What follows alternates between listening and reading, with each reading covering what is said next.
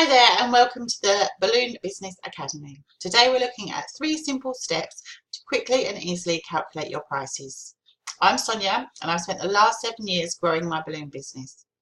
I also coach entrepreneurs new to the industry just like you how to get into the fast lane with growing your business. So today we're looking at pricing. And pricing is fundamental to growing a successful business. But it isn't always that easy. It's still the #1 question that you see time and time again in all the Facebook balloon groups. And business owners, myself included, hands up, we get it wrong from time to time. So why is it so difficult? The majority of products that people sell in the world today come with a recommended retail price. The problem is with inflated designs, there's so many variables. So the price I pay for my balloons and my helium may be different to the price that you pay. Where we live in the world can mean that the market value that we can add to our designs will be different. And so it falls upon us, the business owners, to calculate our prices and make sure that we're pricing fair to the customers but enough profit and covering our overheads to grow our business. So in my business, I spend an awful lot of time pricing. I get on average 50+ messages a day, most of them saying, how much does this cost? And sometimes they'll send me a picture of my own design, and sometimes they'll send me a picture from Pinterest or Google, you know how it is, beautiful designs. Can you do this for me and how much will it cost? Now, hands up, I do a lot of my pricing and a lot of my message answering sitting on the settee in the evening with a cup of tea watching a bit of TV. I also get a lot of pricing requests while I'm out on the phone. I might be setting up a job. And whilst I do have spreadsheets and job costing forms on my computer, it's not always practical to use those, particularly if you're getting 50 questions a day with different designs. There might be 5 or 6 pictures that they want prices for. So I needed to create a system within my own business where I could quickly and easily calculate prices and be able to do this within minutes. And very, very simply and replicate it time and time again. So today I'm going to share that with you. We're going to walk through the 3 steps for pricing. Really simple, really easy. All you'll need is a bit of paper and a calculator on your phone. And then there's also a workbook that goes with this. So you can print it out, use it. You don't have to print out the whole workbook. It goes into a bit more detail. It's a sort of an aid memoir after you've watched the video. But what I do recommend is that you print out this sheet within the workbook, and it's got helium prices on it, how to calculate helium and your time prices. Print it out, fold it up and pop it in the back of your diary. I use this all the time to calculate my pricing. I've also put together a sheet for you to calculate your 10 most popular design prices. So what do people order the most from you? They're the place to start with sorting out your pricing. Work out your prices for these, write them down and keep it handy. And then over time, as you get more and more accustomed to it, you can either add to it or you will just do as I do now and price on the go. So bear with me for 1 second while I bring up the screen and we will get stuck into the first step of working out your prices. Before we jump into the first section, let's start first with an overview of how we are going to calculate our design prices using the 3 simple steps. So step 1, direct costs. This is the cost associated to you when making the design. Step 2, we need to add the value of your time spent making the design to your direct costs. Step 3, the final step. When you multiply the total of steps 1 and 2 by at least 2.2, you get the minimum selling price. So now let's break down the individual steps so you know how to price each step correctly. The first step is to calculate your direct costs. There are 2 types of costs in running your business. The direct costs. These are the costs you incur when you actually make the design. The indirect costs. These are the costs associated to running your business. These are calculated in the 3rd step of this simple process. You don't need to know them every time you do your pricing.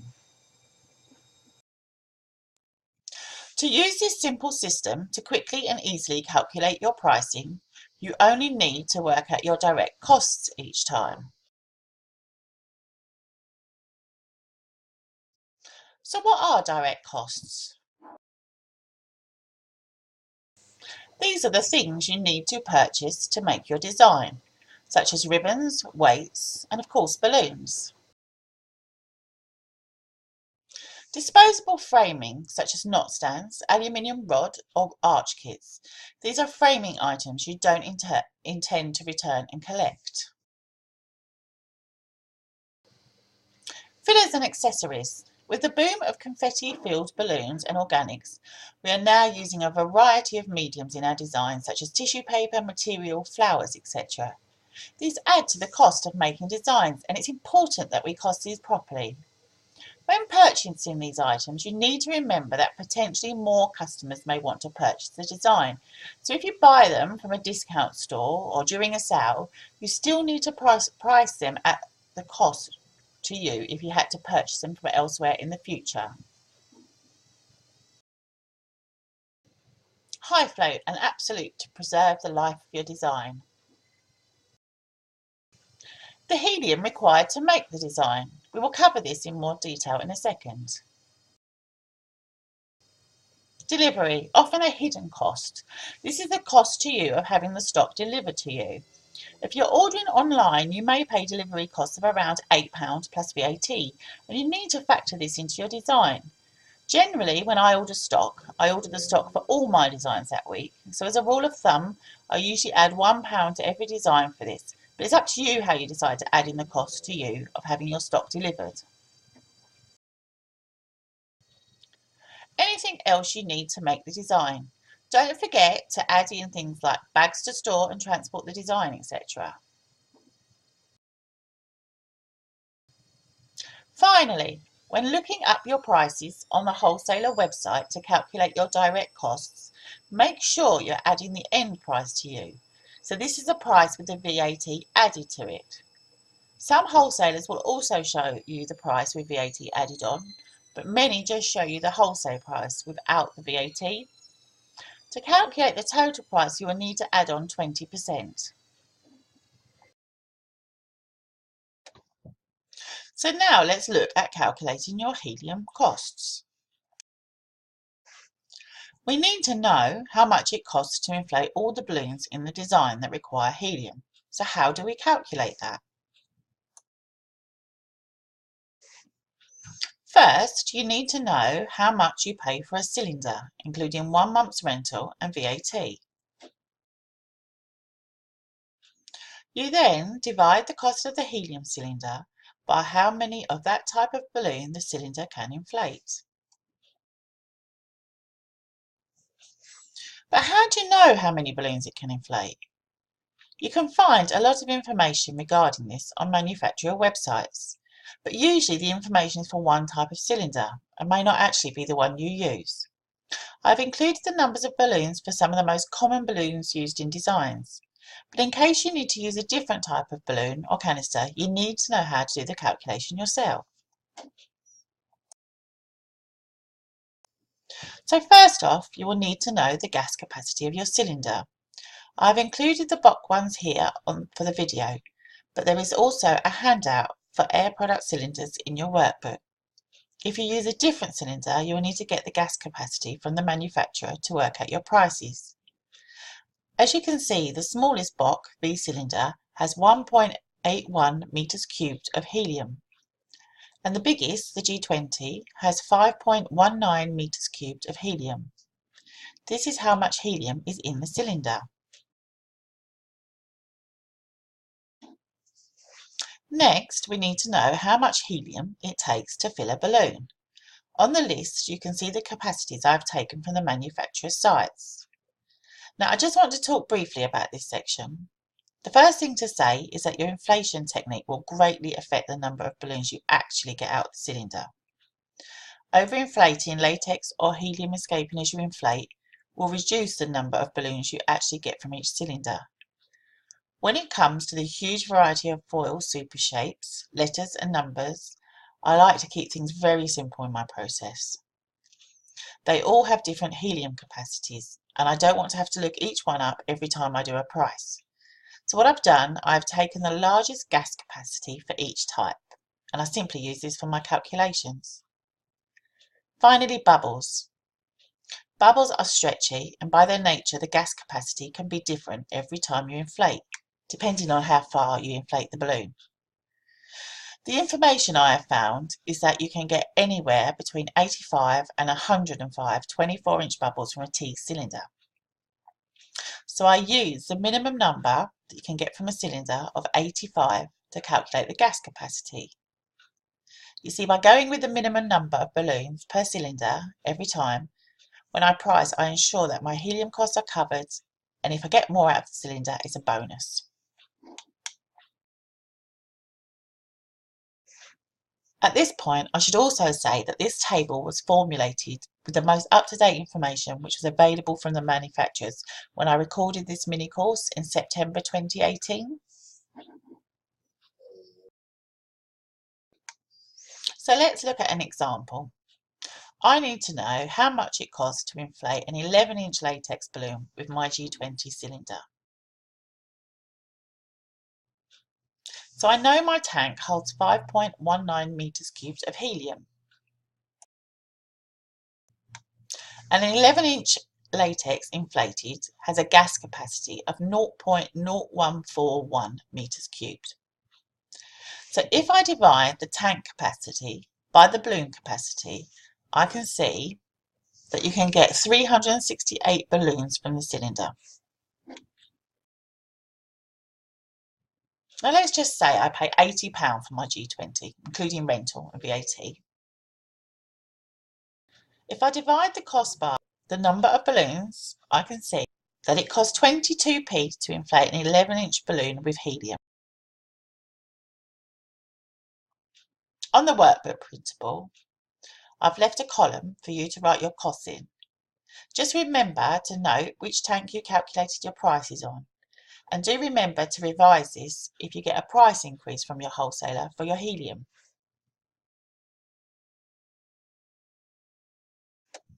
Now we are going to move on to the second step of the process, calculating your time.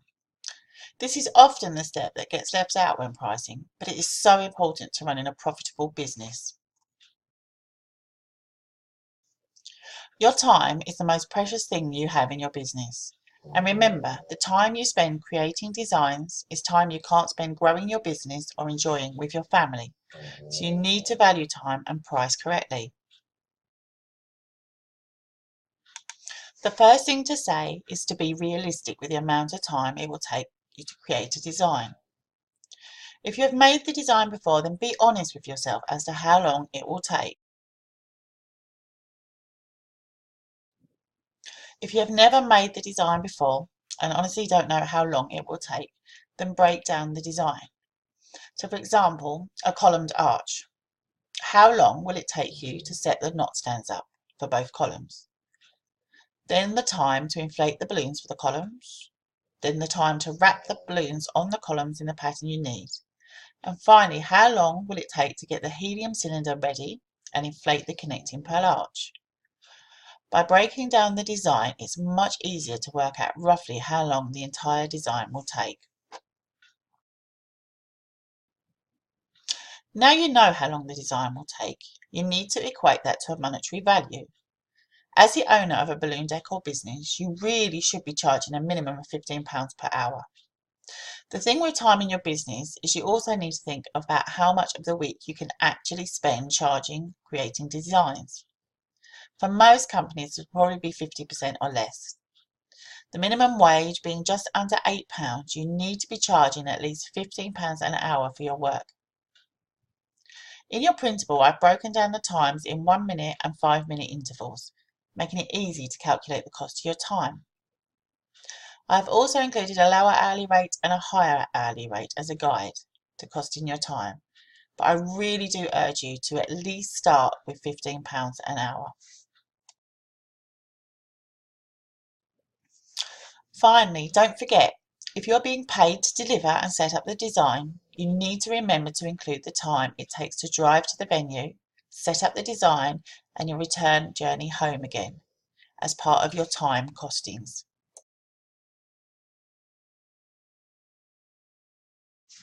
Okay, so So we've calculated the direct cost to create the design and how much to price our time for.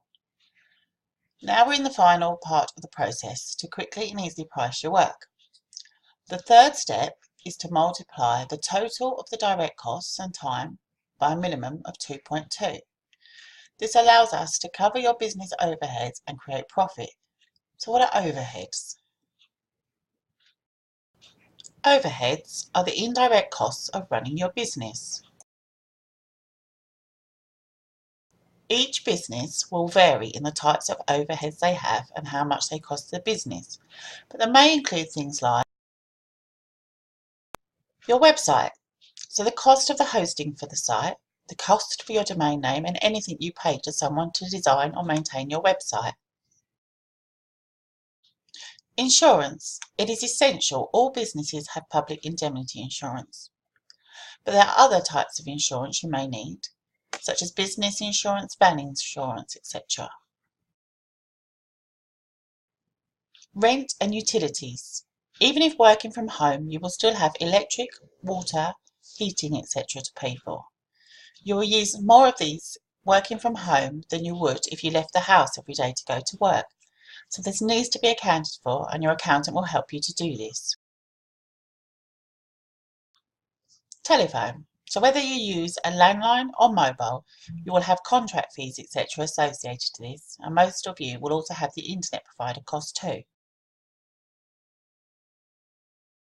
Advertising.